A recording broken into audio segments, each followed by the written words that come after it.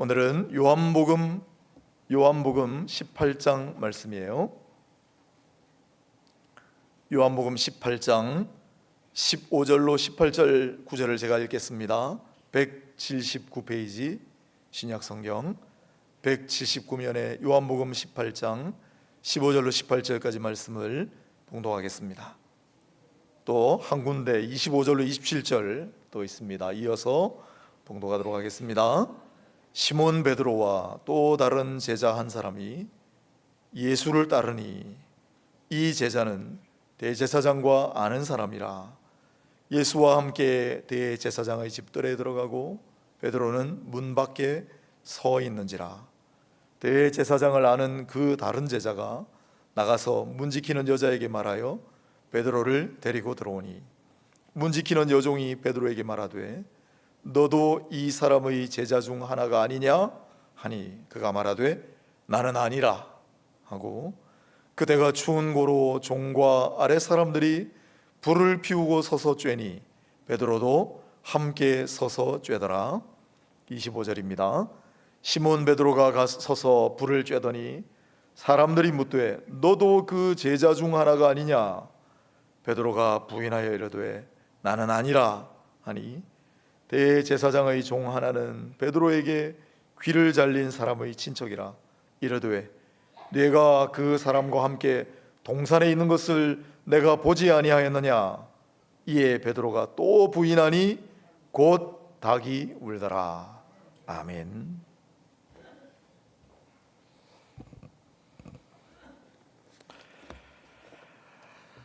제가 잠깐 기도하고 시작하겠습니다.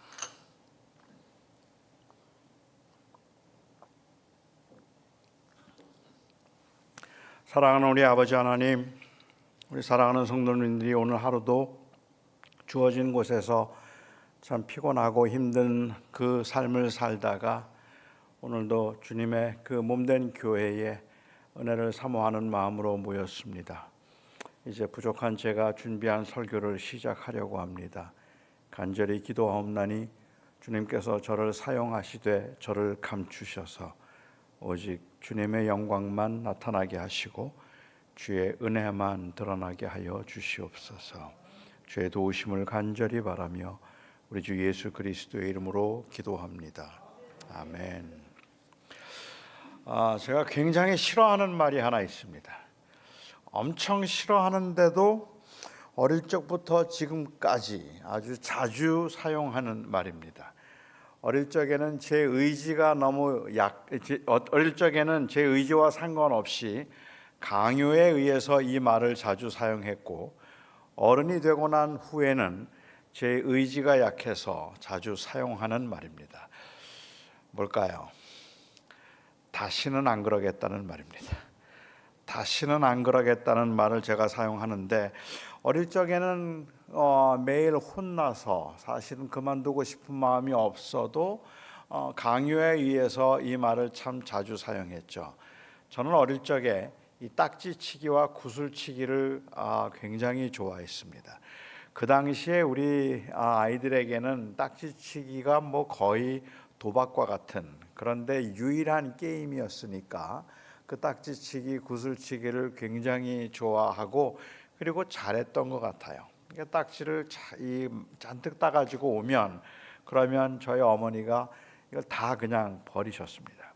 그래서 가지고 들어오다가 어느 때는 친구에게 맡기기도 하고 어느 때는 땅에다 묻어두기도 하고, 그렇게 제가 들어오는데 너무 이게 재밌어서 손가락이 갈라지는 줄도 모르고 저는 구슬치기를 했고 딱지치기를 했어요.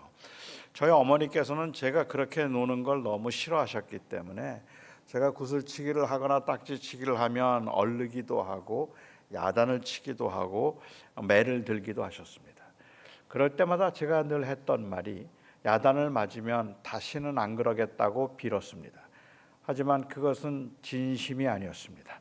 저는 지금 요 위기만 모면하면 저는 또 할 거라는 생각을 하고 있었기 때문에 다시는 안 그러겠다고 하는 그 말은 제 마음에서 우러난 말은 아니었죠. 그러니까 거의 하루가 멀다 하고 다시는 안 그러겠다고 하고는 또 약속을 깼습니다. 저는 사실 매를 맞는 일이 있어도 딱지치기를 그만둘 마음은 없었기 때문에 그렇습니다. 초등학생 때 제 소원은 딱지와 구슬을 다 둘 수 있는 큰 방이 있는 집을 하나 사는 것. 그게 제 꿈일 정도였어요. 너무 딱지치기를 좋아하니까 한 번은 저희 어머니가 저를 데리고, 뭐 교육적으로는 그렇게 좋은 방법은 아니었다고 저는 생각하는데 너무 걱정이 되어서 그러셨겠는데 저를 데리고 한강으로 가셨습니다. 그리고는 저에게 둘 중에 하나를 택하라는 거예요. 같이 죽을까 아니면 딱지치기를 그만둘래. 그때 저는 겁을 많이 먹었습니다. 그래서 다시는 안 그러겠다고 진심으로 하지만 마음은 그렇지가 않았기 때문에 기회만 되면 난 또 딱지치기를 하리라는 생각을 했어요. 정말 신기하게도 제가 중학생이 되는데 갑자기 이게 중학생이 되면서부터 재미가 없어지는 거예요. 누가 뭐 하지 말라고 하는 것도 아닌데도 재미가 없어서 더 이상은 딱지치기를 하지 않게 되고, 그리고 그게 시들해졌습니다. 아마 우리의 죄도 그럴 것 같아요. 우리 죄에 대해서 끌림이 있는 동안에는 끊기가 어렵지만 저절로 싫어지면 어쩌면 그냥 끊을 수 있을지도 모르겠다는 생각을 합니다. 저는 어른이 되면서는 이제부터는 강요에 의해서가 아니라 내가 하고 싶은 것만 하면서 살 수 있을 줄 알았는데 제 의지와 상관이 없이 충동적인 욕망에 의해서 사실은 제가 원하지 않는 것을 하고 있는, 그리고는 늘 후회하는 저 자신을 발견하게 되었습니다. 저는 목회를 할 때 일주일에 한 5번 정도는 밤에 10시 넘어서 저녁을 먹었습니다. 그러니까 설교 전이나 성경 공부 전에는 식사를 하는 게 좀 불편해서 기왕이면 좀 잘 먹고 싶은 생각 때문에 대충 때우기가 싫어서 다 끝나고 집에 들어가서 한 10시쯤 이렇게 먹죠. 그런데 밤에 늦게 먹고 늦게 야참을 먹으면 그러면 속이 거북해요. 몸이 부어요. 아침에 일어나는 게 너무 싫어요. 아침에 일어나는 게 너무 피곤하기도 하고 몸도 붓고, 그리고 속도 안 좋고 잠도 제대로 자지 못하고 다 모든 게 불편하기 때문에 아침에 일어나면 그러면 저는 정말로 다시는 오늘 밤에는 먹지 않으리라고 결심을 합니다. 이제 오늘 밤부터는 내가 먹지 않을 거라고 결심을 하고, 이건 진심입니다. 제가 그게 진심이기 때문에 집을 나오면서 제가 제 아내에게 이야기하죠. 오늘 밤에 내가 또 밥을 차려달라고 말하면 넌 돼지야 라고 말해도 돼. 나보고 야 이 돼지야 그만 먹어 그렇게 말해. 난 진짜 안 먹는다 그렇게 이야기를 하죠. 왜냐하면 전 진심이었기 때문입니다. 정말로 먹고 싶은 마음이 없었기 때문에 그렇죠. 그리고는 전혀 그런 마음이 없었는데, 그런데 해가 지고 어둠이 몰려오면 제가 사람이 아닌 다른 짐승의 형태로 바뀌어가는 걸 느끼기 시작합니다. 모든 음식 냄새가 제 후각을 자극하고, 그리고 갑자기 시장기가 돌고 뭘 먹지 않으면 안 될 것 같은 그러한 생각이 들어요. 집에 들어가면서 저는 바로 이야기합니다. 여보, 밥 줘. 그 늦은 시간에 밥을 달라고 하면 제 아내가 말하죠. 돼지라 그러라면서. 그래 나 돼지다 빨리 밥 줘. 일단은 먹어야 되기 때문에 그냥 나 돼지라고 불러도 좋으니까 그냥 밥 줘. 그리고는 그 밥을 또 먹게 되죠. 먹으면 반드시 후회합니다. 그것은 정말로 후회할 일임에도 불구하고 그 충동적인 욕망을 제가 이기지 못해서 결국은 계속 그 일에 넘어지는 그 저의 모습을 발견하게 됩니다. 사람이 유혹을 이기는 길이 있다면 그 충동이 일어날 때 그 충동을 이긴다는 것은 거의 가능한 일이 아니기 때문에 정말로 그 유혹을 이기고 싶으면 유혹하는 현장을 피하라고 상담 심리학자들은 말을 할 겁니다. 그 유혹하는 것을 가까이 있으면서 하지 않겠다고 말하는 것은 진심이 아닐 거라고 생각을 하죠. 그러니까 누가 만일 정말로 금식을 하기를 원한다면, 진짜로 금식을 하기 원하는 사람은 먹고 싶은 충동이 일어나더라도 먹을 수 없는 음식이 없는 곳으로 가야 하는 겁니다. 냉장고를 옆에 끼고 앉아서 나는 오늘 금식할 거라고 이야기를 하는 것을 대부분의 사람들은 믿어주지 않는 이유는 틀림없이 배가 고프면 그 일어나는 충동을 못 이길 것이기 때문에 충동을 이기는 방법은 유혹의 현장을 피하는 것이라고 그렇게 사람들은 생각할 것입니다. 저는 그런 관점에서 이 베드로의 부인을 한번 생각해 보았습니다. 베드로가 주님을 부인한 사건이 그에게는 평생 잊을 수 없는 수치스러운 사건이었기는 하겠지만 그럼에도 불구하고 저는 이 베드로에게서 연민이 느껴진다는 말입니다. 그를 넘어지게 만들었던 것은 주님을 향한 그의 애정이었겠다 싶기 때문에 그렇습니다. 주님께서 식사하시는 중에 마지막 날 밤에 너희 중에 한 명이 나를 팔리라 라고 그렇게 말씀을 하셨을 때 거기에 있던 12명의 제자 모두가 다 가슴이 덜컥 내려앉는 것 같았습니다. 왜냐하면 3년 동안 주님을 따라다녔던 이 제자들 3년이 지나면서 많이 지쳐 있었고 두려웠어요. 그 상황이 굉장히 안 좋았기 때문에 그래서 그 제자들은 두려운 마음도 있었고 정말로 피곤한 그 상태에 있었는데 혹시라도 그 제자들의 마음속에는 이제 그만할까 하는 마음도 있었겠죠. 이제 집으로 돌아갈까? 너무 피곤하다. 너무 힘들다. 그만했으면 좋겠다. 두렵다. 온갖 그런 그 감정들이 그들에게 있었는데 예수님께서 말씀하시기를 너희 중에 한 명이 나를 팔리라 라고 그렇게 말씀을 하시니까 제자들은 모두가 다 자기 보고 하는 이야기인 줄 알았어요. 그들의 마음속에 흔들림이 있었기 때문에 그런 거겠죠. 한 명씩 돌아가면서 예수님 앞에 물었습니다. Is it I, Lord? 주님 납니까? 라고 물어요. 주님 말씀하신 그 주님을 부인할 자가 나입니까? 라고 물었습니다. 베드로도 물었고 요한도 물었고 야고보도 물었어요. 주님 납니까? 그들은 두려웠기 때문입니다. 그들의 마음속에는 그런 의심과 또한 그들의 마음속에는 그 불안함이 있었기 때문에 그렇겠죠. 가룟 유다도 예수님 앞에 물었습니다. 주님 나입니까? 난 아니죠. 라고 이야기를 해요. 하지만 그 주님에게 나입니까? 라고 묻고 있는 가룟 유다와 그리고 다른 11 제자는 근본적으로 다릅니다. 그 가룟 유다는 이미 벌써 예수님을 팔기로 작정을 하고 은 30세겔을 받아 가지고 들어와 있는 자리예요. 그러니까는 너희 중에 한 명이 나를 팔리라고 이야기를 했을 때 가룟 유다의 심정은 걸렸구나 하는 것이었습니다. 아셨구나. 그런데도 그것을 감추면서 주님 나입니까? 라고 말했다면 다른 제자들의 경우는 주님을 향한 애정이 있었고 주님을 버리고 싶지 않았지만 그 연약함으로 인해서 흔들리는 마음이 있었기 때문에 불안했단 말입니다. 그래서 주님 앞에 납니까? 라고 똑같이 물었죠. 주님께서 너희 모두가 다 이제 오늘 밤 너희 모두가 다 나를 떠날 것이라고 그렇게 말씀하셨을 때 베드로는 한편으로는 화가 나기도 하고 한편으로는 속이 상하기도 했습니다. 떨리는 마음 그리고 흔들리는 마음이 있었던 것은 사실이지만 그럼에도 불구하고 주님을 떠날 마음은 그에게 없었기 때문에 그렇습니다. 그리고 또한 그 연약함에도 불구하고 주님을 향한 마음은 진심이었기 때문에 베드로가 대답을 합니다. 너희 모두가 다 나를 버릴 것이라고 이야기했을 때 아니요 주님, 여기에 있는 모든 사람들이 다 주님을 버릴지라도 나는 결코 주님을 떠나지 않을 겁니다. 나는 주님과 함께 죽을 겁니다 라고 이야기합니다. 그때 주님께서 말씀하셨어요. 아니, 오늘 밤 닭이 울기 전에 네가 3번 나를 부인하리라 라고 말씀을 하셨습니다.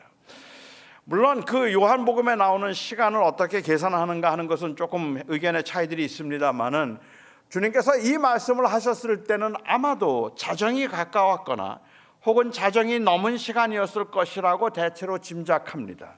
그러니까는 자정이 다 가까운 시간에 주님께서 말씀하시기를 오늘 밤에 닭이 울기 전에 네가 3번 나를 부인하리라고 말씀하셨다는 것은 결국은 앞으로 5시간 안에 라는 말이잖아요.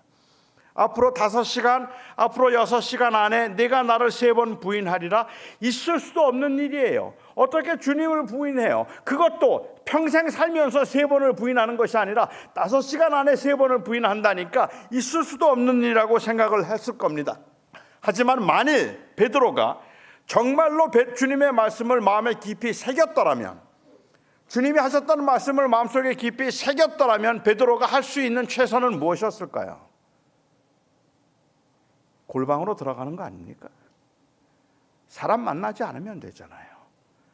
그냥 혼자 은밀한 곳에 들어가서 문 닫아버리고 아무도 만나지 않으면 주님 부인하지 않을 수 있는 겁니다. 그렇게 5시간만 견디면 되는 거니까 말입니다. 드디어 긴 하루의 여정이 끝났습니다. 하루의 여정이 다 끝나고 감람원 숙소로 돌아왔을 때, 사실 감람원에 있는 숙소는 제자들밖에는 몰랐으니까 그 숙소에 들어와서 안전하게 숙소에 들어왔을 때 베드로는 아마 속으로 생각을 했겠죠. 주님이 지금 너무 민감하셨다. 아무 일도 일어나지 않았거든요. 이제 거기에서 잠만 자면 됩니다. 그렇게 늦은 시각 2시쯤은 되었을 텐데 잠만 자면 되는 그 시간이에요. 그래서 베드로가 생각할 때는 주님이 말씀하신 것 맞지 않았지, 이번에는 틀렸다라고 생각을 했을 때쯤에 제법 많은 수의 군인들이 그곳으로 들이닥쳤습니다. 무장을 하고 칼을 들고 망치를 든 그 군인들이 그 주님을 잡겠다고 그 은밀한 장소로 왔어요. 물론 가룟 유다가 그들을 데리고 온 것이었지만, 이렇게 무장한 군인들과 많은 숫자의 군인들과 싸운다는 것은 자살 행위입니다. 이것은 가능한 일이 아니죠. 그런데 갑자기 베드로가 칼을 빼어들었습니다. 그 당시에 이 관례에 의하면 명절에는 무기를 들고 다니지 못하게 되어 있어요. 그러니까는 아마도 베드로가 빼들었던 칼은 생선을 다듬는 작은 칼이었을 가능성이 높습니다. 생선을 다듬는 작은 칼 하나를 들고 무장하고 그리고 칼을 들고 창을 들고 망치를 들고 예수님을 잡으러 온 그 많은 군인들과 대적해서 싸운다는 것은, 이것은 있을 수 없는 일일 뿐만 아니라 자살 행위라고 볼 수 있을 텐데, 그런데 갑자기 베드로가 칼을 빼어들었습니다. 그리고 칼을 휘두르기 시작합니다.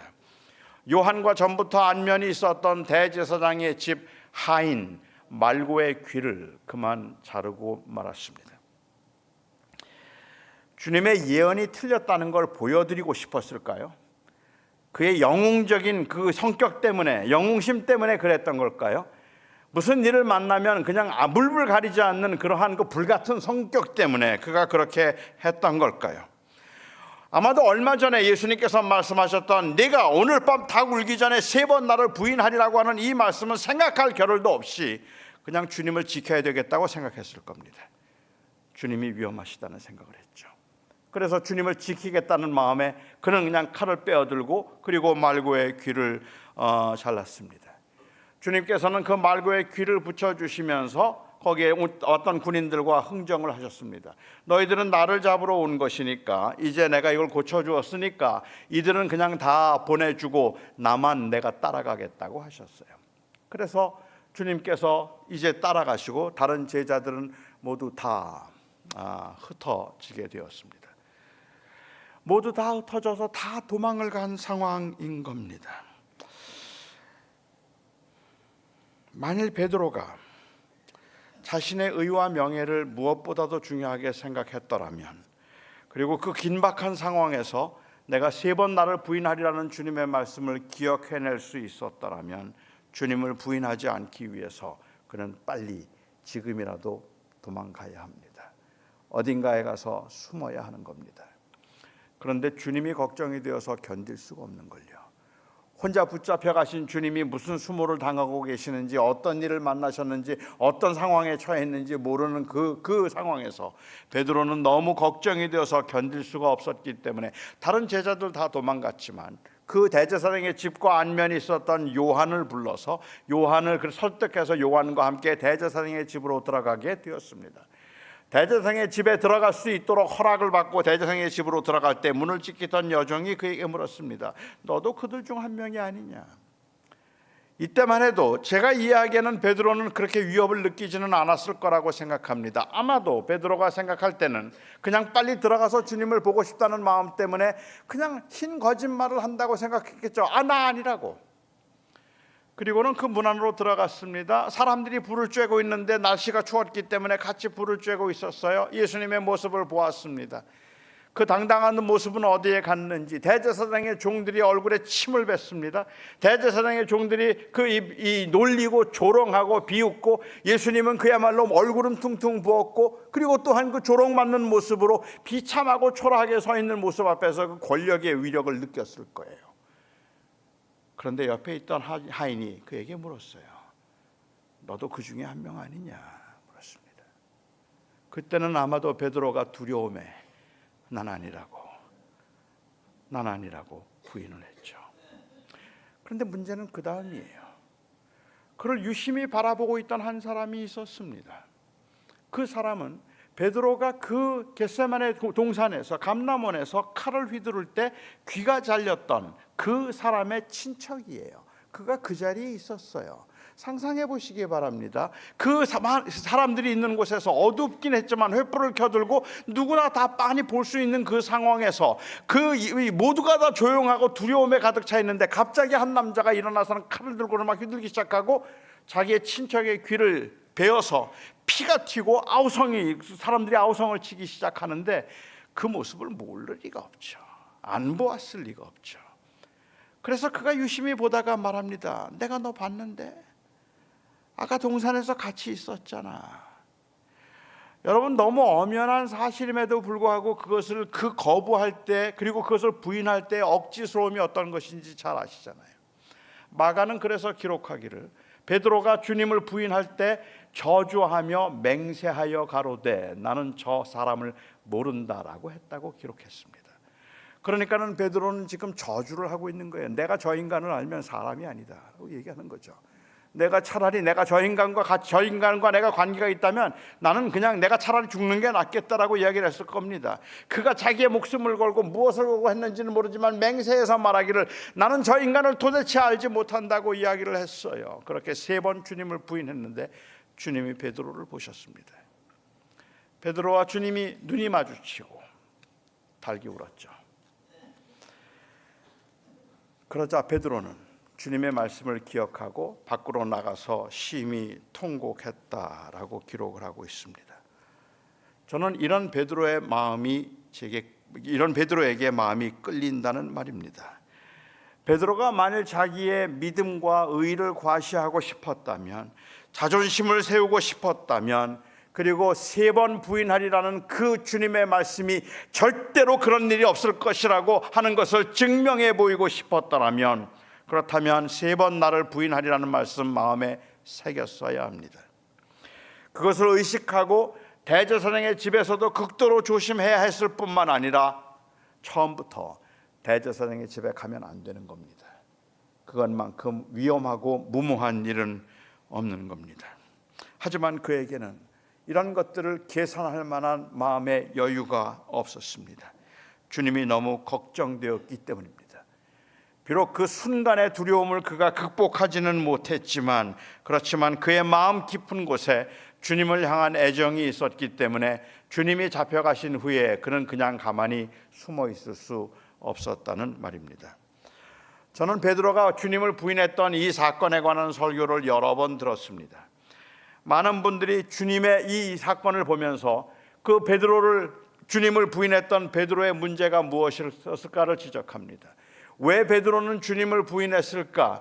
베드로가 주님을 부인하게 된 이유가 무엇일까? 그는 하나님의 그 주님이 하셨다는 말씀을 마음에 새기지 않았기 때문에 주님을 부인했다고 말하거나, 아니면은 사람들이 모인 곳에 가지 말았어야 되는데 아무리 춥더라도 그 불 쬐는 곳에 가서 사람들을 만나면 그러면 거기에서 주님을 부인할 수 있게 되는 것이니까 사람들을 피했어야 된다고 이야기를 하면서, 하나님 믿는 사람이 하나님을 잘 믿기 위해서는 믿지 않는 사람들과 교제하지 말고 믿지 않는 사람들을 피하고 믿는 사람들끼리 사이좋게 지내고 믿는 사람들만 만나야 범죄하지 않고 그리고 시험에 들지 않는다는 그러한 적용과 함께 주님을 부인했던 이 베드로의 문제가 무엇일까?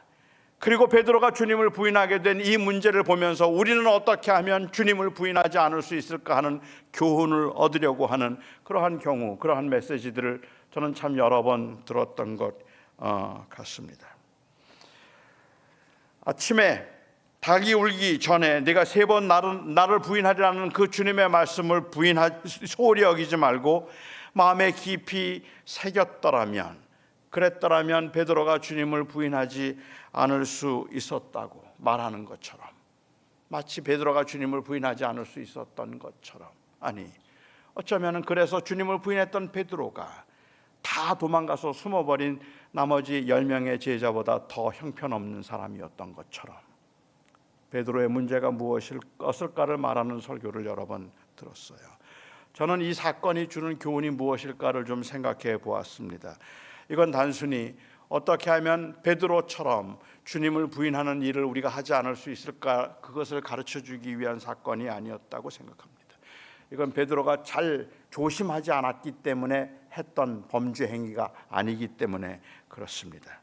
물론 베드로가 자기의 열정을 지나치게 무모하게 그렇게 과대평가함으로 인하여서 범한 실수가 없다고 말할 수는 없겠지만, 주님께서 말씀하실 때 너희 모두가 다 나를 떠날 것이라는 이 말씀은 이 치사하고 그리고 이 배신자들 같은 인간들아, 내가 너희와 3년을 같이 했지만 그럼에도 불구하고 고난과 위기의 상황이 처하게 되면 너희 모두가 다 결국은 나를 떠나게 될 것이야. 나는 도대체 믿을 인간이 하나도 없다. 그 뜻에서 이 말씀을 하신 게 아니었거든요. 주님께서 너희 모두가 다 나를 떠나게 되리라고 말씀하셨던 그 의미는, 그 인간들은 다 그렇게 치사해서 그 위기만 위기의 상황이 되면 모두가 다 주님을 버릴 것이라는 의미로 말씀하신 것이 아니라 이 십자가의 길은 나 혼자 가는 길이라고 말씀하시는 것이었거든요. 베드로가 주님을 부인하지 않았다고 해서 베드로가 주님과 함께 십자가에 달릴 수 있었던 건 아닙니다. 베드로가 주님과 함께 십자가에 달려서 우리의 죄를 사할 수 있었던 건 아니라는 말입니다. 아니요. 이 길은 주님이 가시는 길입니다. 아무도 함께 갈 수 있는 길이 아니라는 말입니다. 아무도 함께 갈 수 없는 그 길을 주님께서 홀로 가시면서 이제 너희가 다 나를 버리게 될 것이라고 주님께서 그렇게 말씀을 하시는데, 제가 그렇게 생각하는 이유는 누가복음 22장 31절에 있는 말씀 때문에 그렇습니다. 너희가 3번 나를 부인하리라는 말씀을 누가는 이 말씀을 기록하기 바로 직전에 그 주님의 말씀을 베드로에 관한 주님의 말씀을 기록하고 있는데, 네가 3번 나를 부인하려는 말씀을 하시기 전에 주님이 이렇게 말씀하셨어요. 시몬아 시몬아, 사탄이 밀가부로 타려고 너를 청구하였으나 내가 너를 위하여 기도하였느니, 내 믿음이 떨어지지 않기를 위하여 기도하였느니 너는 돌이킨 후에 내 형제를 돌아보라. 주님께서는 베드로가 주님을 떠났다는 것을, 떠나게 될 것이라는 것을 아신 거죠. 그가 떠나고 난 후에 어떻게 그를 회복시키실까 하는 것에 관해서 주님께서 미리 준비하셨다는 말입니다. 사탄은 너를 청구하기 위해서 밀가부로 타려고 너를 청구하였지만 나는 내 믿음이 떨어지지 않기를 위하여 기도하였노니, 내가 너를 돌이키고 나면 그러면 이제 내 형제를 돌아보라 라고 주님께서 말씀을 하시고, 그 다음에 3번 나를 부인하리라고 말씀을 하셨어요. 여러분, 이 말씀을 들으시면서 떠오르는 사건이 있지 않습니까? 요한복음 21장에 있는 사건이잖아요. 예수님께서 주님을 다시 회복시키시며 하면서 하셨던 말씀, 주님께서 디베랴 바닷가에서 고기를 잡고 있던 베드로를 찾아오셔서 주님이 말씀하셨잖아요. 넌 나 사랑하니? 요한의 아들 시몬아, 네가 나를 이 모든 사람들보다 더 사랑하느냐? 베드로가 대답하죠. 주여, 내가 주를 사랑하는 줄 주께서 아십니다. 그래? 그러면 내 양을 먹이라.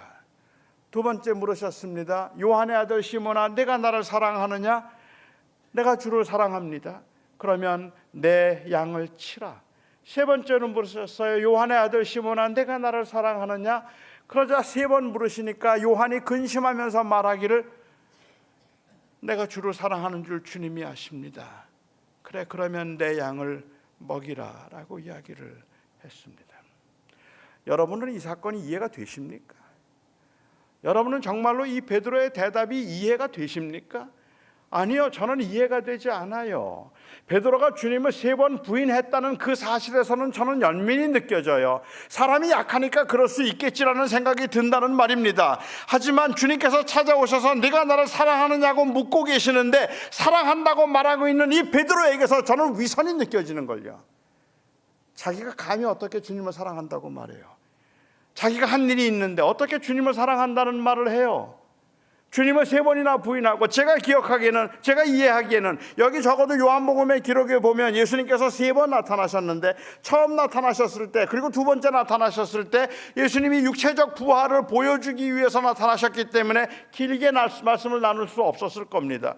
3번째, 그들이 고기를 잡고 있을 때 주님께서는 나타나셔서 조반을 준비하셨죠. 그리고 난 다음에 그 제자들이 고기를 잡도록 못 잡고 있으니까 고기를 잡도록 하시고, 주님이라는 것은 요한이 제일 먼저 알아봤어요. 주님이시다 하니까 베드로가 뛰어들었습니다. 베드로가 옷을 입고는 뛰어내려와서 주님 앞에 섰지만 베드로가 무슨 말 했을까요? 그러자마자 바로 다른 제자들이 왔기 때문에 아무 말도 못했던 것 같아요. 식사를 나누는 중에 제자들이 주님과 함께 깊은 대화를 나눌 수 없었을 겁니다. 그 부활하신 그 육체의 그 위험 앞에서 아무도 아무 말도 하지 못하는데 조용히 식사만 하고 그 주님의 영광에 눌려 있었겠죠. 식사를 마치고 난 다음에 주님과 베드로가 산책을 하셨어요. 21장의 기록을 보면 요한이 바로 그 뒤를 따르고 있었습니다. 그렇게 베드로와 주님이 걸어가시면서 주님이 베드로에게 물으시잖아요. 요한의 아들 시몬아, 내가 나를 사랑하느냐? 그런데 어떻게 사랑한다 그래요? 제가 말씀드리는 그 근거는, 말씀드리는 것은, 지금 베드로는 한 번도 주님 앞에 잘못했단 말한 적 없어요. 내가 부족했습니다, 내가 잘못했습니다 말한 적 없잖아요. 그런데 어떻게 사랑한다는 말을 해요? 이럴 때 사랑한다는 말을 하는 건가요? 이럴 때는 사랑한다는 말 하면 안 되는 거잖아요. 제가 예를 한번 들어보죠. 가령 예를 들어서 남편이 불륜을 저질렀다고 한번 해보죠. 가정을 사랑한다고 말하고 아내가 최고라고 말했던 그 남편이 불륜을 저질렀어요. 그러다가 마침내 걸렸습니다. 아내가 너무 상처를 받고 마음에 깊은 상처를 받은 아내가 남편에게 묻습니다. 당신 나 사랑해? 당신 나 정말 사랑해? 이때 남편이 뭐라고 말해야 되죠? 그럼 내가 얼마나 사랑하는데. 이건 위선이잖아요. 그러면 맞아요. 당신 나 사랑해? 그러면 일반 상식으로 생각하면, 여보, 내가 정말 죽을 죄를 지었다, 미안하다, 내가 왜 그랬는지 모르겠어, 나도 모르게 그때 범죄했는데 내가 정말 미안해, 할 말이 없어, 여보 정말 미안해. 그 말이 맞는 말 아닌가요? 그럼 내가 당신 얼마나 사랑하는데 지금 불륜을 저지른 남편이 할 말이에요? 아니죠. 지금 예수님께서 너나 사랑하니? 라고 물으시면, 그러면 베드로가 뭐라고 대답을 해야 되는데요? 주님, 잘못했어요. 너무 무서웠어요. 너무 겁이 나서 저도 모르게 그만 주님을 부인했어요. 얼마나 마음이 괴로웠는지 몰라요. 주님, 정말 제가 잘못했어요. 용서해 주세요. 그게 맞지 않습니까, 여러분? 그렇게 말해야 되는 거 아닙니까? 그런데 베드로가 너나 사랑하니? 라고 묻고 있는데 주님을 사랑한다고 감히 대답을 했다는 게 저는 이해가 되지 않는다는 말입니다. 그냥 잘못했다고 말했어야지 왜 사랑한다고 말을 했을까?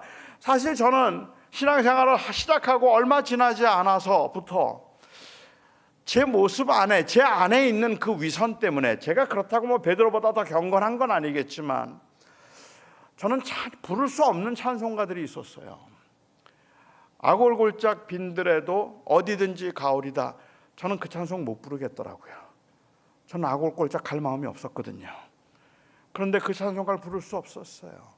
내 온 마음 다하여, 내 온 마음 다하여, 내 온 정성 다하여 내가 내 주를 사랑합니다. 어떻게 그 찬송을 불러요? 아닌데, 나는 내 모든 것이 주님의 것이고 내 모든 것을 통하여 나는 오직 예수 한 분만이면 됩니다. 오직 예수 한 분이면 됩니다. 그 찬송을 여러분은 어떻게 불러요? 삶의 현장에서 예수님 한 분만이 아니라 정말로 우리가 끊임없이 넘어지고 끊임없이 흔들리고 끊임없이 우리는 좌절하고 있는데, 그러면서 어떻게 하나님을 사랑한다고 오직 예수 한 분이면 된다는 그 찬송을 부르는 게 너무 위선 같아서 저는 그 찬송 못 부르겠더라고요.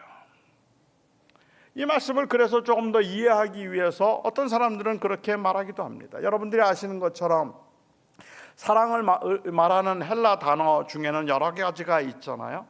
그 중에 특별히 이제 우리가 잘 알고 있는 사랑은 아가페의 사랑이 있죠. 이 아가페의 사랑은 무조건적인 사랑이라고 보통 말들을 합니다.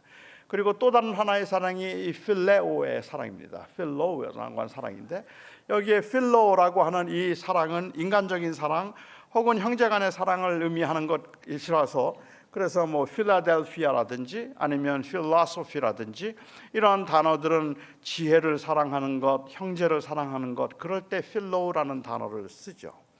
사실 참 특이하기는 한 것은 예수님께서 베드로에게 질문을 하시면서 너 나 사랑하니? 라고 그렇게 물으실 때 주님께서 사용하셨던 단어는 아가페 사랑이에요. 그래서 주님께서 물으셨어요. 아가파스메, 너 나 사랑하니? 일반적으로는 사람들이 질문을 받을 때 질문 받은 동사를 사용해서 대답하는 법이죠. 그런데 이 아가포세라고 대답해야 되는데 그렇게 말하지를 못하고 오히려 베드로는 동사를 바꾸어서 필로세라고 대답을 해요. 예수님이 아가파스메라고 묻는데 필로세라고 대답을 하죠. 동사를 바꿨어요. 그리고 주님께서는 그래, 뭐 그래도 내 양을 먹이라라고 말씀하셨죠. 두 번째 물으실 때 주님께서 똑같이 아가파스메라고 하셨어요.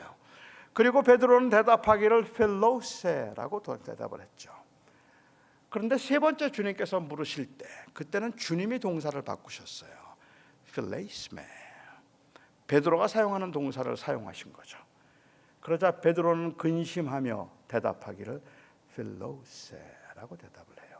그러니까 주님이 말씀하셨던 사랑은 완벽한 사랑, 흔들리지 않는 사랑을 의미했다면 베드로가 대답했던 그 사랑은 그런 사랑은 자신이 없지만 흔들리더라도 그래도 주님을 진심으로 사랑하고 한다는 그러한 의미에서 필로라는 단어를 썼다고 그렇게 보기도 하죠. 하지만 아마 언어학자들은 저의 이런 해석에 대해서는 불편하게 여길 겁니다.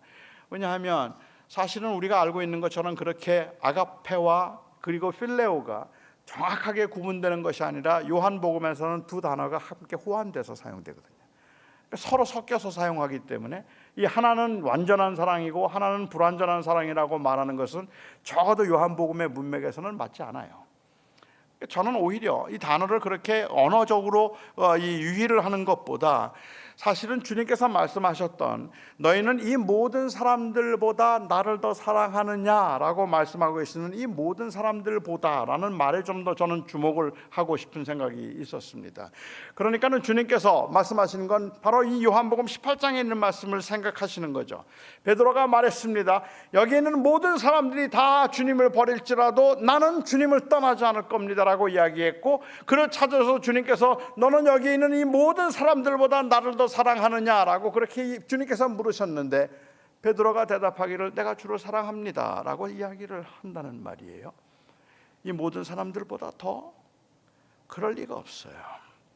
자기가 한번 넘어지고 자기의 연약함을 알고 있는 그가 이렇게 자신감 있게 이야기할 수 있는 것은 아닌 거죠.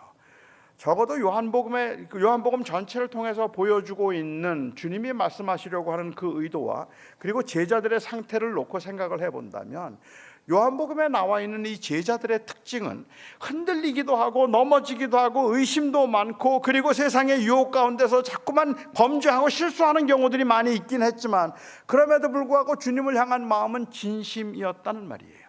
그게 바로 그 제자들을 가르쳐주고 있는 요한복음의 특징이죠. 요한복음 그래서 제자들을 이야기하면서 사도라는 단어를 한 번도 쓰지 않아요. 12명의 사도의 이름도 기록하지 않아요. 그냥 7명의 제자들을 이야기하죠. 그렇게 이 제자들을 이야기하고 있는 이유는 그 제자의 특징은 주님을 인격적으로 만난 사람들이라는 말이에요. 그리고 주님을 향한 마음이 진심이었는데 그런데 약한 사람들이었다는 말이죠. 만약에 그렇게 본다면 주님께서 말씀하셨던 너나 사랑하니? 라고 그렇게 말할 때 베드로가 했던 그 대답은 18장에 있는 그 마음하고는 다른 마음인 거예요. 그럼요, 내가 주님을 정말로 사랑합니다 이렇게 말하고 있는 것이 아니라 은혜를 입은 자로서 말하고 있는 겁니다.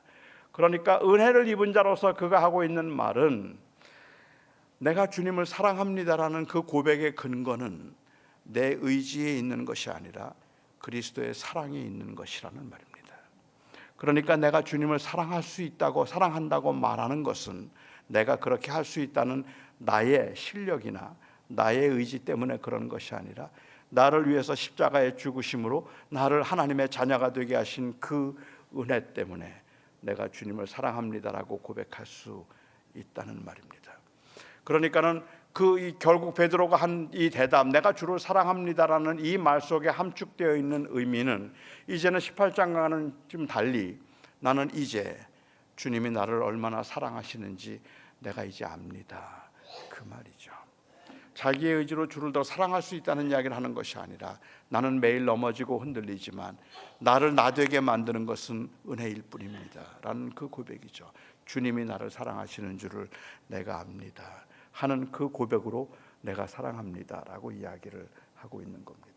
그러니까는 베드로가 말하고 있는 주를 사랑합니다라는 이 고백은 엄밀한 의미에서 사실은 부족함과 연약함 가운데도 그 마음에 있는, 매일 넘어지지만 그 마음에 있는 진실한 원함을 고백하고 있는 것이라는 거예요.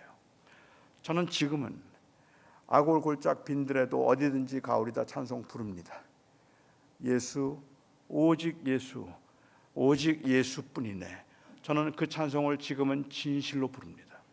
제가 그렇게 부를 수 있는 이유는 저는 더 이상은 넘어지지 않기 때문에 그런 것이 아니에요. 그 은혜로 주님이 나를 다시 일으켜 세울 수 있다는 것 때문에 내가 할 수 있어서 하는 것이 아니라 하고 싶어서 하는 찬송이라는 말입니다. 우리들의 신앙생활이 바로 그 은혜에 근거한다면 그렇지 않겠습니까?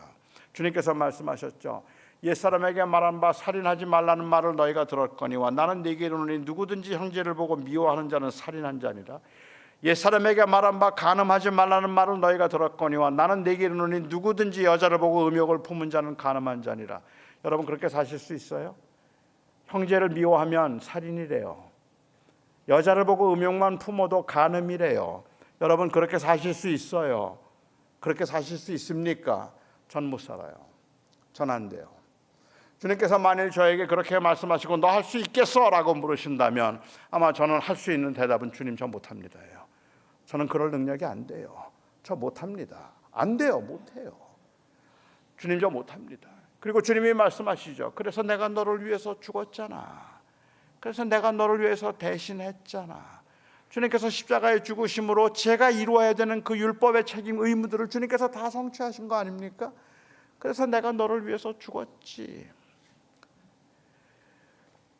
그 주님이 저에게 다시 물으십니다. 그런데 한번 해볼래? 할 수는 없는데 하고 싶어요. 자신은 없는데 그런데 하고 싶어요. 그게 은혜예요. 아닙니까? 우리가 은혜를 받는다고 능력이 생기지 않습니다. 은혜 받으면 그때는 될 것 같지만 안 돼요. 안 돼요. 아무리 해도 안 돼요. 은혜는 우리로 하여금 무엇을 감당하게 만드는 능력이 아닙니다. 은혜는 우리가 그것을 하지 않을 수 없게 만드는 감동이 바로 은혜인 겁니다. 그러니까 나는 안 되는 줄 아는데 그 자리에 앉아 있을 수가 없어요. 왜요? 은혜 때문에. 매일 넘어지는데, 매일 흔들리는데, 매일 쓰러지는데, 매일 주님 앞에는 마치 주님을 부인한 것처럼 그렇게 연약하고 초라하기 이를 데 없는 그러한 모습임에도 불구하고 그 연약하고 초라한 모습과 매일 넘어지는 모습으로 이 자리에 앉아있는 여러분들의 모습이 위선자의 모습이 아닌 이유는, 나가면 또 넘어질 것을 알면서도 여기에 와서 찬양을 부르고 기도를 하고 예배를 하고 있는 여러분의 모습이 결코 위선자의 모습이 아닌 이유는, 여러분은 비록 능력은 안 되지만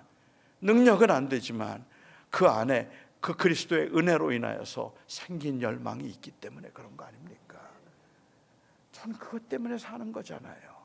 제가 살 수 있는 힘은 제가 할 수 있다는 능력 때문에 사는 것이 아니라 주님께서 내가 할 수 없는 것을 해주셨다는 그 은혜 때문에 사는 거잖아요. 우리가 만약에 우리의 능력을 의지하자고 생각하고 우리가 할 수 있는 그 어떤 가능성을 생각한다고 한다면 아마 우리 다 벌써 그만뒀을걸요. 그런데 정말 애석하게도 제가 요즘에 현대교회를 보면서, 특별히 한국교회를 보면서 정말 아쉽게 생각하는 것 중에 하나가 있다면, 한국교회 교인들 모르겠어요. 근데 그냥 제가 보기에 아마 요즘에 우리 교인들을 보면서, 특별히 정말로 신실하게 주님을 섬기고 있는 분들을 보면서 제게 떠오르는 한 단어가 있다면 그 단어는 바로 지침이에요. 너무 많은 분들이 지쳐 있어요. 그런데 사람을 지치게 만드는 그 원인은 뭔가 하면 실패예요. 해도 안 돼요. 마음을 다짐하고 기도해도 안 되고요. 정말로 이번에는 잘해보겠다고 또 다짐하고 또 다짐해도 안 돼요. 오늘 혹시 하나님의 은혜 가운데서 여러분들이 저는 이번에는 잘할 겁니다라고 그렇게 이야기를 해도 아마 또 며칠이 지나지 않아서 또 안 될 거예요. 거듭되는 실패 때문에 우리는 결국은 자꾸 지쳐만 가고 있는 그러한 모습이죠. 그런데 그렇게 지쳐가고 있는 우리들에게 다시 새로운 활력을 줄 수 있는 것은 이번에는 됩니다가 아니에요. 안 되는 줄 아는데도 다시 할 수 있게 만드는 그 동력은 은혜입니다. 주님이 우리를 위하여 죽으셨습니다. 주님께서 우리를 대신하셨습니다. 부족함에도 불구하고 연약함에도 불구하고 아무것도 아닌 것처럼 그렇게 초라한 모습임에도 불구하고 주님께서 우리를 사랑하십니다. 그것이 바로 우리가 다시 일어서게 만드는 그러한 힘일 거라고 저는 생각합니다. 얼마 전에 제가 비행기를 탔는데요, 제 옆에 아주 극성스러운 아이가 하나 앉았습니다. 얼마나 극성스러운지 그냥 가만히 있지를 않아요. 계속 왔다 갔다 하고 의자 뒤로 넘어가려고 그러고 바닥으로 기어가려고 하고 뭐 너무 힘든 거예요. 제가 창가에 앉았고 그 아이가 앉았고 그 옆에 엄마가 앉았고 뒤에 아빠가 앉았고 뒤에 할머니가 앉았어요. 근데 그 옆에서 가운데 앉은 이 아이가 너무 왔다 갔다 하고 막 정신없이 구니까 제가 옆에 있는 엄마에게 제가 제안을 했어요. 그러지 말고 뒤에 아빠인 것 같으니까 아빠하고 나하고 자리를 바꿔 앉으면 어떻겠나. 내가 뒤로 가고 아빠가 옆으로 오면 어떻겠느냐. 그랬더니 그 엄마가 고맙지만 괜찮대요. 아니 내가 안 괜찮은데 지금 그런데 고맙지만 괜찮다고 그렇게 얘기를 해요. 그래서 참 이상하다, 별나다고 이제 제가 생각을 했죠. 근데 그 아이가 너무 부산스럽게 구니까 이제 저는 그 아이하고 눈을 보면 화를 낼 것 같은. 그래서 계속 창가만 이제 내다보고 창 밖만 내다보고 있는 거죠. 근데 이 아이가 막 그렇게 막 부산스럽게 막 움직이고 뭐 밖으로 나가려고 하고 막 뛰려고 하고 막 그러다가도 엄마를 보고는 갑자기 또 엄마에게 목에 꽉 껴안으면서 마미, I love you 그래요. 그건 또 껴안아요. 그러면 엄마가 또 그 아이를 또 꼭 껴안아주면서 I love you too. 제가 그게 너무 꼴보기 싫은 거예요. I love you는 무슨 I love you. 저럴 때는 혼을 내줘야지. 애가 저러니까 버릇이 없는 거지. 하고 그냥 계속 그 아이를 이제 그 모습이 너무 꼴보기 싫은 거죠. 그런데 비행기가 이륙하고 얼마 지나지 않아서 저는 이 아이가 아주 굉장히 심한 발육부진이라는 것을 알았어요. 다리가 굉장히 많이 휘어져 있는 거예요. 그 아이가 발육부진이라는 것을 알고 나니까 그렇게 발육부진을 가지고 있고 그리고 이 몸이 장애인 이 아이가 그렇게 뭔가 부산스럽게 자꾸 움직이고 나가려고 하는 그러한 모습들이 조금은 이해가 되기 시작하는 거죠. 그리고 그 엄마가 그냥 그렇게 불편한 아이를 집에 그냥 내버려 두지 않고 그 아이를 데리고 나와서 사회생활을 하도록 만들거나 아니면 함께 같이 어우러지면서 그 경험을 나누려고 하는 그 엄마의 그 마음이 조금은 느껴지기 시작하는 거죠. 그 다음부터는 이 아이가 부산스럽게 움직이다가 제 주스를 쏟아도 그렇게 밉지가 않아요. 이해가 되는 거죠. 그래, 괜찮아. 그렇게 사는 거지. 그렇게 배우는 거지. 그 엄마가 이 아이를 어떻게 생각하고 있을까를 생각하고 나니까 그 아이의 부족함과 연약함조차도 저에게는 참 소중하다는 생각이 들더라는 말입니다. 하나님이 우리를 보실 때는 우리는 정말로 다 휘어져 있는 것 같고 다 발육부진인 것 같고 전부가 다 뭔가 부족하고 모자란 것처럼 그렇게 보이는 모습이라 할지라도 그런 저희들을 사랑하셔서 그 아들을 십자가에 달으시고 그리고 그 아들을 통해서 우리들을 사랑하셔서 우리를 사랑한다고 말씀하신 그 주님이 그 주님 앞에 오늘날 성도들이 자꾸만 지치는 이유는 무엇일까? 제가 생각할 때는 어쩌면 우리가 자꾸 너무 하나님을 임프레스 하려고 해요. 기도 열심히 해서 그리고 믿음 생활 잘해서 그리고 그렇게 해서 하나님 우리가 주님 사랑해요 라고 말하기를 우리가 그렇게 말할 때 주님이 기뻐하실 거라고 생각하는데 물론 주님이 기뻐하시겠죠. 하지만 제가 생각할 때 제가 믿기에 주님이 정말로 기뻐하시고 원하시는 것은 그것은 우리가 하나님을 임프레스하는 것이 아니라 하나님에게 감동을 주는 것이 아니라 하나님이 원하시는 것은 우리가 하나님의 사랑이 감동되기를 원하세요. 그래서 이 자리에 있는 우리들이, 주님께서는 우리들에게 하고 싶은 말씀은 너나 얼마나 사랑해. 그 말에 담겨 있는 그 의미는 내가 너 얼마나 사랑하는지 아니? 그 말이죠. 주님, 저 너무 힘들어요. 전 정말 부족한데 주님께서 저에게 제 것을 다 가져가셔도 할 말이 없을 만큼이나 저는 욕심장이고 자기중심적이고 저는 정말로 하나님 앞에 부족하기 이를 데 없어요. 그런데 주님께서는 그런 저와 여러분을 향해서 하시는 말씀이 내가 너 얼마나 사랑하는지 아니? 그 말씀을 하시는 거죠. 그런데 우리는 자꾸만 하나님의 사랑을 확인하려고 하기보다 자꾸 우리 사랑으로 하나님 앞에 더 뭔가 해야 될 것 같다는 그러한 강박이 더 심할지도 모르겠다는 생각을 하고, 그 실패가 우리로 하여금 오히려 좌절하게 만들거나 포기하고 체념하게 만드는 그러한 경우들이 저는 더 있지 않을까라는 생각을 하게 됩니다. 우리가 이 자리에 있는 것은 우리의 능력이나 우리의 실력이나 우리의 믿음 때문이 아닙니다. 우리가 이 자리에 있는 것은 그리스도의 순종 때문입니다. 결국은 우리가 하나님 앞에 의로워지는 것, 그리고 하나님께서 우리를 받으시는 것은, 그것은 우리의 믿음을 보고 받으시는 게 아니라고 저는 생각해요.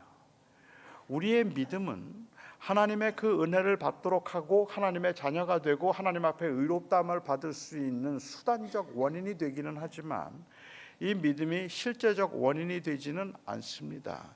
하나님은 우리의 믿음을 보고 우리를 의롭다고 부르시는 게 아니라고 저는 생각합니다. 물론 우리의 믿음 때문에 하나님께서 우리를 받으셨다고 할지라도 주님이 앞에서 우리가 주님 앞에 설 수 있게 만드는 것은 우리의 믿음이 아니라 그리스도의 순종이라는 말입니다.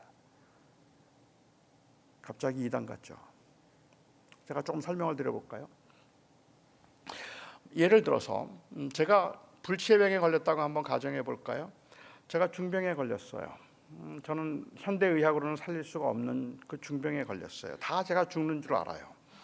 그런데 어느 분이 신약이 하나 개발되었는데 이 약을 먹으면 산다고 하면서 그 약을 저에게 가져오셨어요. 근데 그게 믿어지더라고요. 그래서 제가 그 약을 먹었어요. 그리고 정말 살았어요. 정말 살았어요. 사람들이 다 놀래요. 아니, 목사님 어떻게 된 거예요? 죽는다 그랬잖아. 그런데 어떻게 살았어요? 그러면 일반적으로 사람들이 보이는 반응은 네, 저도 죽는 줄 알았어요. 그런데 누가 약을 가져다 줬어요. 그리고 그 약을 먹고 살았어요. 약을 먹고 살았어요. 그게 정상적인 표현 아닙니까? 정상적인 반응 아닙니까? 그런데 오늘날 교인들의 모습은 어떤 모습일까 하면, 기독교 우리 이 개신교의 모습은 어떤 모습인가 하면, 아니 목사님 어떻게 살았어요? 죽는다 그랬잖아. 그랬더니 누가 약을 갖고 왔더라고요. 내가 먹었지 뭐. 내가 먹고 살았다니까. 아니 그 약이 아무리 좋으면 뭐해? 내가 안 먹으면 그거 끝이 아무것도 아닌데. 근데 나는 먹었거든. 저 인간들은 다 먹고 죽지만 나는 먹었단 말이야. 내가 먹었다는 것을 자랑하느라고 약이 살렸다는 말을 하지 않아요. 우리를 살린 것은 그리스도의 죽으심이에요. 우리를 살린 것은 그리스도의 순종이에요. 우리는 믿음으로 그걸 받을 뿐이에요. 그러니까 하나님이 우리의 믿음으로 우리를 받으셨다는 것은 우리가 믿고 있는 바로 그리스도의 순종을 받으셨다는 의미이겠죠. 우리의 믿음은 보잘것 없을 수도 있어요. 우리는 정말로 형편없을 수도 있을 거라고 저는 생각해요. 우리의 신앙의 모습은 위선이 아니면, 그러면 거짓이 아니면 실패라고 말할 만큼이나 매일 넘어지고 흔들리는 모습들이죠. 그럼에도 불구하고 저와 여러분이 오늘 이 자리에 있는 것은, 그것은 바로 그리스도의 은혜 때문이라고 저는 생각합니다. 그리스도께서 우리를 위해서 죽으심으로 이제 그리스도께서 우리에게 베풀어 주신 그 놀라운 은혜 때문에 우리는 이 자리에 있는 겁니다. 아마 여러분 중에는 저의 간증을 들어보신 분도 계시리라고 생각을 하는데, 저는 생후 8개월 되었을 때 소아마비 장애인이 되었습니다. 저는 소아마비 장애인이 되면서 마음속에 가지고 있던 생각은, 저는 늘 강해야 된다는 생각을 했었어요. 내가 강하지 않으면 세상에서 버림받는다, 세상에서 무시당한다, 강해야 한다. 강하기 위해서 공부 열심히 했습니다. 강하기 위해서 남들 뭐 저의 약함을 보이는가, 그게 저는 가장 자존심이 상했으니까 학교를 다니면서 저는 큰 20분을 걸어 다녔는데요, 큰 길로 걸어가 본 적이 없어요. 제가 큰 길로 걸어가지 않고 뒷길로만 다녔던 이유는 큰 길로 가면 학교 친구를 만나는데 이 친구가 가방 들어다 준다 그럴까 봐, 그게 싫어서, 그때 꼭 저의 그 약함이 걸린 것 같아서 그게 그렇게 자존심이 상하는 거예요. 그래서 저는 그냥 피해 다니기도 하고 그랬죠. 그러다가 제가 고등학교 2학년 때 주님을 영접하고 목사가 되겠다고 헌신했습니다. 제가 목사가 되겠다고 헌신하면서 하나님 앞에 시작한 기도가 있습니다. 4년 동안 하루도 빼놓지 않고 했던 기도입니다. 4년 동안, 하나님, 저 좋은 목사 되겠습니다. 저 좋은 목사 될 테니까 제 다리 좀 고쳐주세요. 제 다리 고쳐주시면 제가 정말로 좋은 목사 되겠습니다 라고 주님 앞에 그렇게 기도를 했죠. 결국은 제가 다리를 고쳐달라는 말은 절 좀 강하게 해달라는 말이잖아요. 이 험한 세상에서 제가 제대로 살려면 절 좀 강하게 해달라는 그러한 이 바람일 텐데, 그런데 제가 그렇게 4년의 기도 끝에 어느 한 집회를 통해서 하나님이 저에게 깨닫게 해주신 것이 있었어요. 그것은 난 널 강하게 하지 않겠다는 것이에요. 난 널 강하게 하지 않을 거야. 저는 강하게 해달라고 기도했는데 하나님이 저에게 주셨던 응답은 난 널 강하게 하지 않을 거야. 하지만 내가 너의 강함이 되어줄 거야. 나는 내가 강함을 원했는데 하나님께서는 나의 그 연약함과 약함을 그대로 내버려 두셨지만, 그렇지만 주님께서 저의 강함이 되심으로 주님이 저에게 하셨던 말씀은 너 이제 나 없이는 못 살아 그러셨습니다. 저는 혼자 좀 강하고 싶었고, 주님이 기대하셨던, 주님이 저에게 원하셨던 것은 넌 나 없이는 못 살 걸. 우리들의 모습은 그럴 거라고 저는 생각합니다. 저만 아니라 우리는 좀 강하고 싶어요. 믿음도 좋았으면 좋겠고, 흔들리지 않았으면 좋겠고, 기도도 항상 뜨거웠으면 좋겠고, 믿음 생활에 고르고 그냥 그야말로 높낮이가 없이 항상 한결같았으면 좋겠다는 마음이 우리에게 있는데 안 되는 걸요. 안 되는 걸요. 아무하고도 비교하지 말고 그냥 자족하며 살자고 그렇게 마음을 다짐해도, 그래도 그냥 보면 비교가 되는 걸요. 그러면 마음이 우울해지는 걸요. 저는 제가 목회를 그만두면 그러면 제가 괜찮을 줄 알았어요. 목회만 그만두면 저는 그렇게 큰 시험이 없을 거라고 생각을 했죠. 목회를 할 때 항상 힘든 거지 뭐 목회만 그만두면 괜찮을 거고 마음이 편할 거라고 생각을 했거든요. 그런데 제가 목회를 그만뒀는데도, 더 이상 목회를 하지 않는데도 이 친구 목사 교회가 크는 건 못 보겠어요. 그 교회들이 더 성장한다는 이야기만 들으면 괜히 배가 아픈 걸요. 누가 더 잘 된다는 이야기를 듣거나 은퇴한다면 누가 뭐 여행 다닌다는 이야기만 들어도 갑자기 배가 아픈 거예요. 안 돼요. 안 돼요. 글쎄, 이런 고백이 여러분들에게 어떨지 모르겠습니다. 솔직하게 제가 고백을 드린다면 저는 그냥 제 마음은 그냥 꾸정물통 같아요. 미움이나 아니면 게으름이나 혹은 무기력함이나 그냥 제 마음은 그냥 꾸정물통 같아요. 보통 때는 그냥 괜찮은 것 같은데 누군가 한번 옆에서 발길로 꽉 차면, 그러면 나도 모르게 속에 있는 것들이 막 올라와요. 분노가 올라오고 비교가 올라오고 그리고 내 실패가 올라오고 우울감, 열등감 막 올라와요. 하나님 앞에 기도하고 매달리고 울고 불고 하나님 앞에 그렇게 회개하고, 그러면 제가 그렇게 해서 그 찢기를 걸러내는 동안에 걸러내는 찢기보다는 가라앉는 찢기가 더 많아요. 그렇게 가라앉고 나면 이제 괜찮다 생각하는데 괜찮은 게 아니더란 말이죠. 누가 또 차면 그러면 또 올라오는 걸. 해결이 안 돼요. 해결이 안 됨에도 불구하고 제가 여전히 이 자리를 지킬 수 있는 것, 그것은 저는 여러분보다 거룩하고 깨끗합니다가 아니라 나의 나된 것은 은혜일 뿐입니다. 그 고백 때문이죠. 다시 일어서게 만드는 건 은혜입니다. 사랑하는 우리 성도 여러분, 요즘 믿음 생활하고 신앙 생활하고 그리고 일반 생활을 하면서 많이 힘들잖아요. 얼마나 많이 지칩니까? 하려고 하는데 안 되잖아요. 그리고 자꾸만 불안해지고 두려워지고 때로는 그냥 문득문득 잠을 이루지 못할 만큼이나 걱정과 근심이 많아질 때가 있잖아요. 그렇게 흔들리고 그리고 부족하고 조금 넘어질 때마다 내가 정말 믿음이 있는 걸까라는 그러한 의문과 의심이 생기기도 할 만큼 우리는 실패가 참 잦잖아요. 저는 오늘 여러분들에게 그냥 결론으로 한 말씀만 드리고 싶어요. 하나님은 여러분을 정말 사랑하십니다. 그리고 주님께서는 오늘 이 밤에도 우리들에게 들려주고 싶으신 말씀은 그 처절하게 깨지고 상한 모습이라 할지라도 내가 너 얼마나 사랑하는지 아니? 그 말씀을 하고 싶어 하십니다. 아무리 죄가 많고 허물이 많고 우리의 삶이 하나님 앞에 온전치 않아서 죄송하다 할지라도 주께서 오늘 저희들에게 해주고 하시고 싶은 말씀은 그리스도를 통하여서 내가 너 얼마나 사랑하는지 아니? 그 말이죠. 그래서 우리는 또 일어납니다. 그래서 우리는 또 시작합니다. 다시 해야 합니다. 멈출 수 없습니다. 또 가야 합니다. 그리고 또 예배하고 또 전도하고 또 기도하고 또 할 겁니다. 왜요? 이번에는 잘할 수 있어서가 아닙니다. 은혜 때문입니다. 사랑 때문입니다. 기도하겠습니다. 사랑하는 주님, 정말 잘하고 싶은데 잘 안 되네요.